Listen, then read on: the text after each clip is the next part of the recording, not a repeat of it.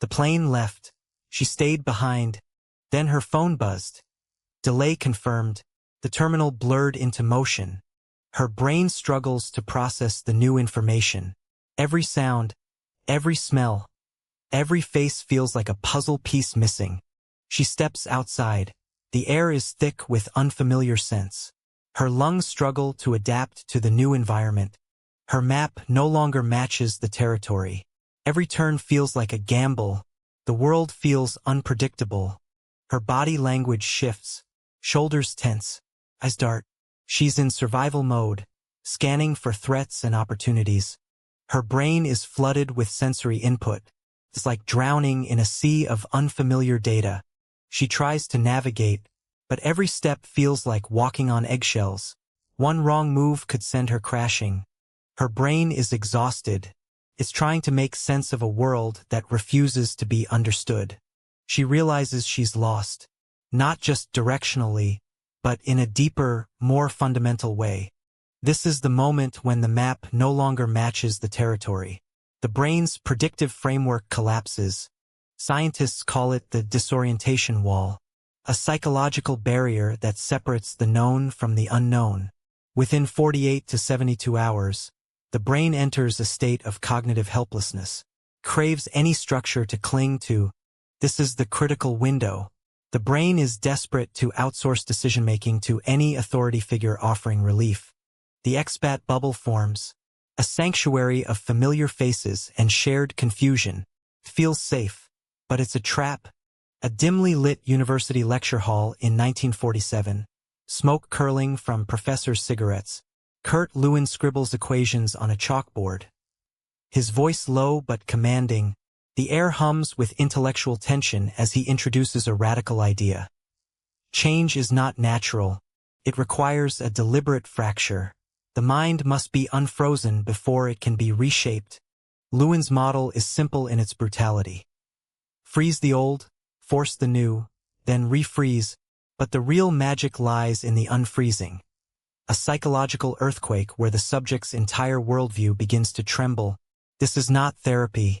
This is engineering, the mind as a malleable substance, waiting to be reshaped by the right hands. 30 years later, in a sterile white room, a man in a suit adjusts a clipboard. His voice is calm, clinical. You are in a new environment. Your old rules no longer apply. The walls are bare. The clock is missing. Time itself feels suspended. This is not an accident. This is milieu control, the first step in Lifton's 8 criteria for thought reform. Robert Lifton's work in the 1950s exposed how totalist environments don't just change behavior, they erase the old self. The walls whisper. The air hums with suggestion. Every decision is a test. Every question is a trap. The subject is not just confused. They are unmoored. And when the mind is unmoored, it will grasp at any anchor, even if that anchor is a lie.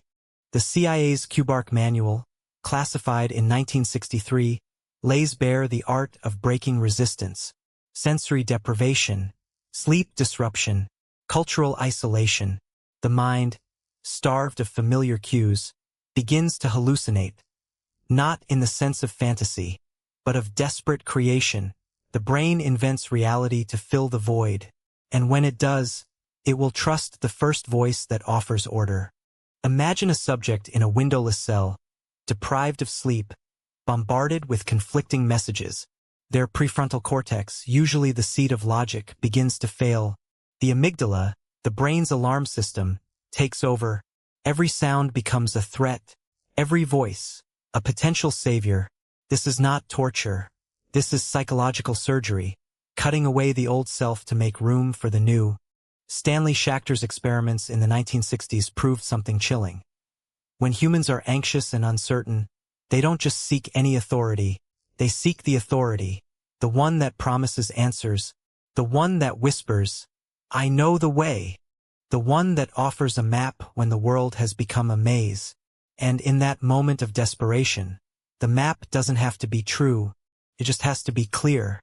The experiments involved subjects injected with adrenaline, then placed in ambiguous situations. The results were predictable. Those who were left alone panicked. Those who found a leader, even if that leader was a stranger, calmed down. The brain, starved for certainty, would believe anything that provided structure. This is the foundation of all manipulation. Not force, but clarity in a sea of chaos. Consider the implications. A mind unmoored is not just vulnerable. It is rewritable. The right environment, the right timing, the right voice. These are the tools of the unfreezer. They don't need bombs or guns. They need silence. They need isolation.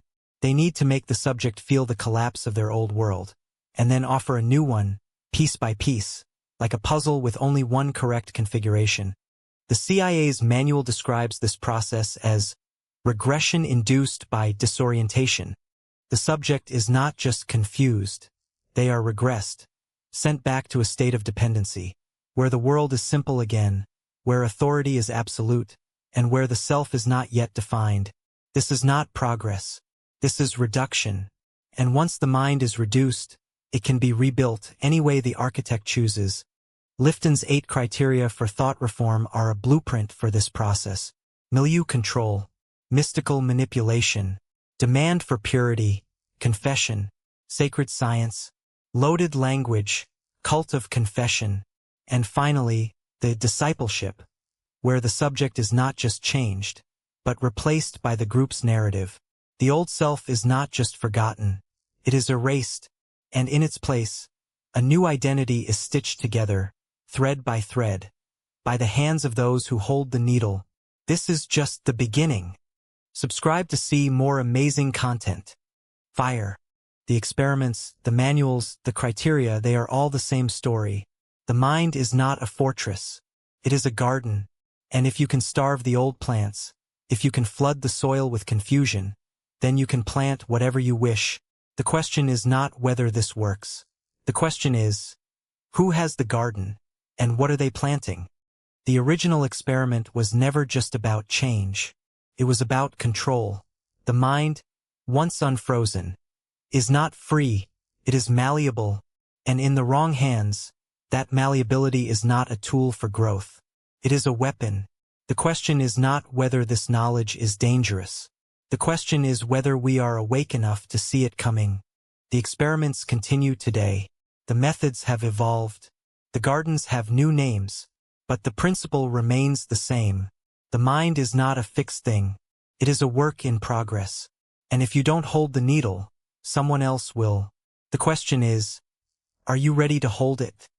A bustling Tokyo train station. Faces blur into a kaleidoscope of motion. Your brain is a prediction machine. It maps the world before you even see it. But here, the map is wrong. Every turn, a new rule. Culture shock floods the brain with prediction errors. A storm of unknowns. The brain consumes energy to process this chaos. Like a car running on empty. The prefrontal cortex, your brain's decision maker, starves for glucose. Without glucose, the brain defaults to autopilot. Slowly, it shuts down. In this state, the brain craves certainty. Any certainty. The brain prioritizes speed over accuracy. It grabs the first answer it finds. Whoever offers the quickest narrative becomes the authority.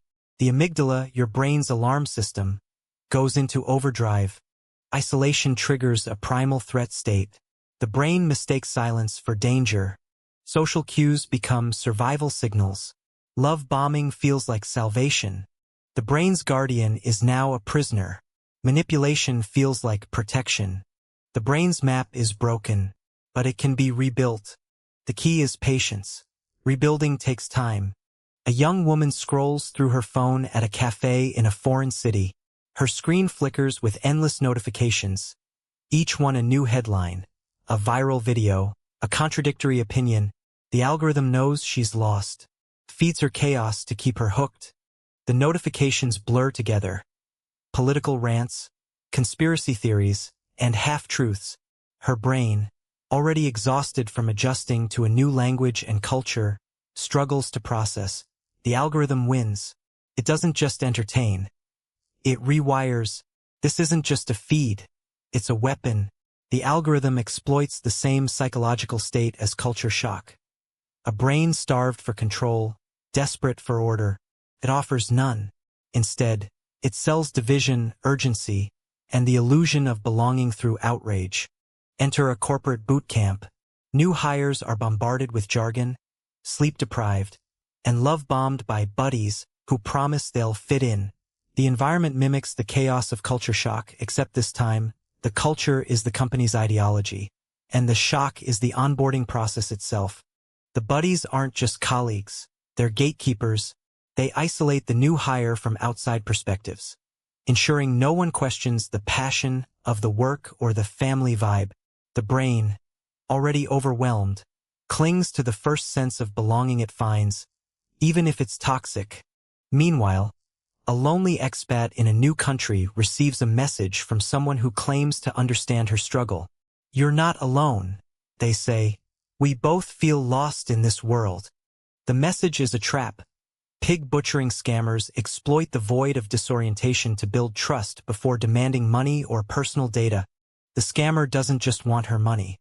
They want her to believe they're her only connection to the world outside her new reality. Disorientation isn't just confusing. It's isolating, and isolation is power. High coaching programs and MLMs follow the same playbook. They sell the map to the disoriented. We are the only ones who understand how this new world works. The brain, starved for certainty, buys in. The gurus don't just sell products. They sell the illusion of control in a world that feels chaotic and unpredictable. The brain's default setting in disorientation is survival mode. It seeks quick fixes, authority figures, and any narrative that offers a sense of order. Predators know this. They don't just exploit the void, they manufacture it, then fill it with their own agenda. The algorithm doesn't just show you content. It shows you yourself through its lens. It amplifies your doubts, your fears, and your need for connection. The more disoriented you feel, the more it feeds you, ensuring you never question the chaos. You become the product of the very system that exploits your confusion. Corporate onboarding isn't just about training. It's about conditioning. The boot camp isn't just intense. It's designed to break you down so the company's culture can rebuild you in its image. The passion for the work isn't genuine. It's the result of a brain too exhausted to resist. The scammer doesn't just want your money. They want your trust. They build a shared reality with you, one where they understand and you're not alone. This shared illusion of connection is the most powerful weapon in their arsenal.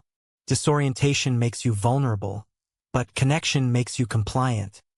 High coaching programs thrive on the same principle. They don't just sell courses. They sell the promise of clarity in a world that feels overwhelming. The gurus become the new authority figures, the ones who get it. The brain, desperate for direction, follows. The result: a cycle of dependency where the disoriented become the very consumers they were meant to protect from. The brain's predictive coding framework is designed to anticipate the world. Culture shock shatters that framework, leaving a void. Modern predators don't just fill that void, they weaponize it. They turn disorientation into a tool for control, turning the most vulnerable into their most loyal followers. The algorithm doesn't just show you the world. It shows you a version of it curated to keep you off balance. The corporate boot camp doesn't just train you. It reshapes you. The scammer doesn't just deceive you. They manipulate your perception of reality itself. Disorientation isn't just a state. It's a battlefield. A quiet library in Berlin, late at night.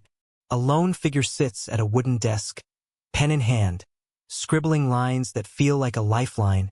They're not writing a novel or a poem, but a personal manifesto, an internal compass before stepping into the unknown. This is the first step of the Ulysses Pact, defining who they are before the world tries to redefine them. The lines blur together as the figure pauses, staring at the words they've written. I will not compromise my values for convenience. This isn't just a thought. It's a pre-commitment, a psychological firewall against the onslaught of new environments that demand conformity. The brain craves predictability, but the world outside this room is about to become anything but outside. The city hums with life. Neon signs flicker. Strangers rush past. Each step a reminder of how little control they currently have. The brain's predictive coding system is being flooded with new inputs, and it's struggling to keep up. This is where the Ulysses Pact becomes critical. It's not just about knowing who they are, but proving it to themselves in the chaos ahead. The figure closes the journal, tucking it into their bag. They know the next 24 hours will be critical. The moment they step into the unknown, their brain will be in overdrive, desperate for any anchor. That's why they've written these lines now. Not when the storm hits, but before it begins. This is the power of pre-commitment. It turns abstract values into a tangible shield. The next morning, the figure boards a train. The rhythmic clatter of wheels against tracks a metronome for the storm to come. They pull out the journal, thumbing through the pages one last time. The words feel like a promise, not just to themselves, but to the version of them that will exist in this new place. This isn't about avoiding disorientation. It's about surviving it with their integrity intact. The train pulls into a station, and the figure steps out into a world that feels alien. Signs in a foreign language, crowds moving in unfamiliar rhythms, the air thick with the scent of something entirely new. Their brain is already straining, trying to make sense of it all, but they have something most people don't. A pre-written map of who they are, untouched by the chaos around them. A stranger approaches, offering help with directions, their voice warm and inviting. The figure hesitates. This is exactly the kind of interaction that could derail them, pull them into a new narrative where their old values don't matter. But they reach into their pocket and pull out the journal, flipping to a page where they've written, "I will not trust blindly. I will verify." This isn't just a rule. It's a lifeline. The stranger steps back, clearly taken aback by the refusal, but the figure doesn't feel guilty. They feel safe. They've just tested their boundaries. And the journal is their proof that they haven't lost themselves in the process. This is the 24-hour rule in action. Forcing themselves to engage with the world on their own terms, not the world's. It's a small victory, but it's a victory nonetheless. Later, as the figure navigates the unfamiliar streets, they pass a cafe where a group of locals is gathered, laughing and chatting in their native tongue. The temptation to join them is overwhelming. Safety in numbers, the promise of belonging, but they remember the triangulation protocol. Maintaining 3 independent contacts outside this new environment to ensure no single group can manipulate their reality. They pull out their phone and send a message to one of those contacts. The message sends, and the figure takes a deep breath. They know this is just the beginning. The world is still overwhelming, and the storm of disorientation hasn't even peaked, but they also know they're not alone in this fight. The journal is their anchor, the 24-hour rule their shield, and the triangulation protocol their lifeline. They've built a compass that won't fail them. Even when the map around them is crumbling, the figure turns and walks deeper into the city. No longer feeling lost but focused, they've faced the storm head-on, not by avoiding it, but by building something unshakable inside themselves. This isn't just survival. It's a revolution. They're not just navigating a new world. They're rewriting the rules of how it can affect them. In a quiet moment, the figure stops to write in their journal again. This time, the words are different. They're not just about who they are, they're about who they're becoming. The storm hasn't broken them. It's only made them stronger. This is the power of an internal compass that survives the storm. The journal closes with a final entry. I am not a product of my environment. I am the architect of my resilience. The figure smiles faintly, knowing this isn't just a statement. It's a promise. They've faced the void, and they've built something unshakable within it. This is the defense mechanism that survives the storm. Hi everyone. Quick reminder. Subscribe for high-quality daily content. Sparkles don't miss out. Subscribe today for exclusive content tomorrow. Wrapped gift.